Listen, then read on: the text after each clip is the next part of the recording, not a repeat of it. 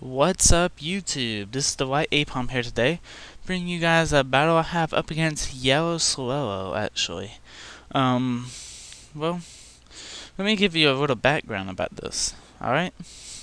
This is an NU battle, by the way, and I finally got, used to this team, actually. I used to have a Grovile with my Butterfree. I replaced my Grovile with a Butterfree, reasons being because of because I needed a counter for a milk tank, and my Combustion is a good counter for a milk tank, but I noticed that it's hard to get my Combustion in on a milk tank unless I have it asleep. And so my Butterfree actually has the ability Compound Eyes and Sleep Powder. So that's really good for my Combustion to go in on a milk tank after it goes to sleep, because more likely to players only think my Combustion is a physical Combustion instead of a special Combustion, which I just ruined. That I just told you guys what my Combustion is, and so I can probably easily knock out a bunch of his stuff after his milk tank's out. So yeah. So I finally got used to that, and yeah. Anyway, I bring you guys a battle up against YellowSwellow, and this basically shows how well this team can go in battle still. So yeah, let's go with it. You know what I mean? Want to get me a drink of my water? Alright. He starts off with a Smeargle. I start off with my Combustion, and I go straight for that Protect, and I get my Speed Boost. And he shows me Spore, alright?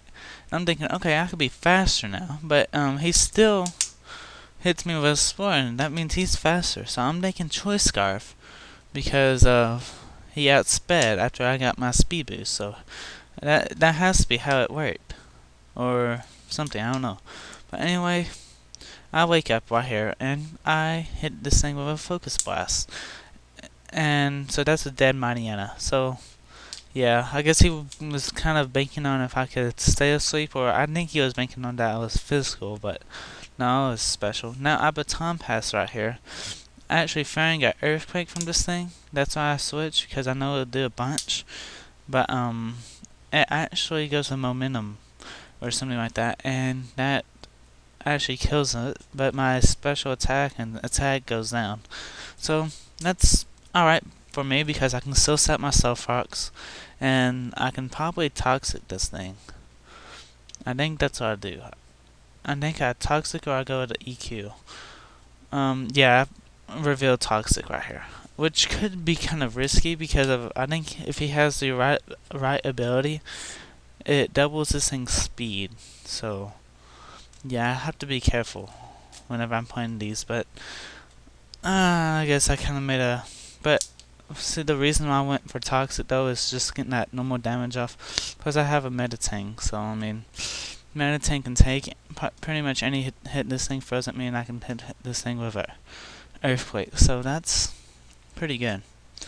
So now he switches, goes into his Driftbloom, and I actually go still with the Earthquake. So I mean, because I thought he was actually gonna stay in and let me kill that thing off, because it'd be kind of useless, you know. But he actually switches, and he goes to his Driftbloom, and I go with the Zen Headbutt now.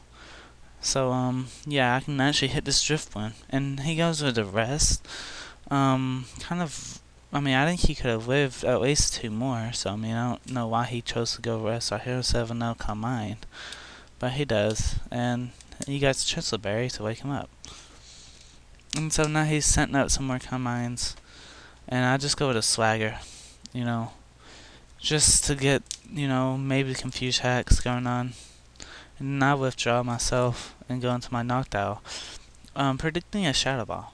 So my Noctowl gets immune by that, and so now I go with an Air Slash, actually, predicting that he would actually want to switch. But this is good for me though, because I get the Air Slash, and then this thing hits itself, and then I whirlwind it out. So that was a bad turn for him. That one turn right there, that was a terrible turn. I mean, it's nothing he could have done about it, but it's what I did about it, you know, and made it a bad turn for him, a good turn for me, you know what I mean? Anyway, he sent out his Winoon. I was like, I'm not done with my knockdown. Take extreme speed and die. I'm gonna just go into my meta tank because I know I can wild this thing pretty well, you know. So that's what I do, and I actually killed this meta tank off. I believe with a Ssinaep. So that's a dead. Wow, I said killed meta tank. I mean killed Winoon. Wow, what a noob I am sometimes, but oh well.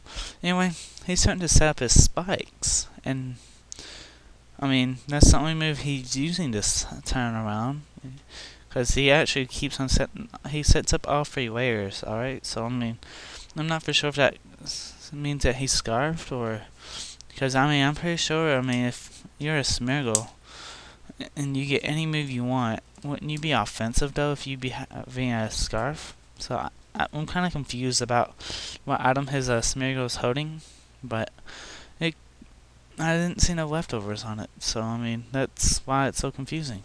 But anyway, I was in Ssinaep right here, and he actually goes for a hidden power this time, and I live with 10 HP. That's great for me. He goes with Restart now, and I go with my Swagger actually. If I'm not mistaken, if someone goes asleep and you Swagger it, it automatically makes it where it's a 5-turn sleep. So I mean that's some great stuff right there, you know. I mean 5 turns, wow. You know, because that means I can go into my Luxray and finish up basically the whole battle. Because his last guy happens to be a Swellow, and I'm pretty sure Swellow can't take a Thunder Fang. And this thing is like a 2-hit KO in the Drift Limb.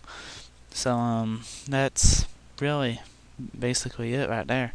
You know, I mean, so here comes the Swellow, and it gets basically killed by my Thunder Fang. So good game. Anyways, yeah. So I had fun in this battle. This basically shows how good my NU team could be. And guys, I hope you guys will like to have an NU battle with me sometime. You know. So peace out, everybody.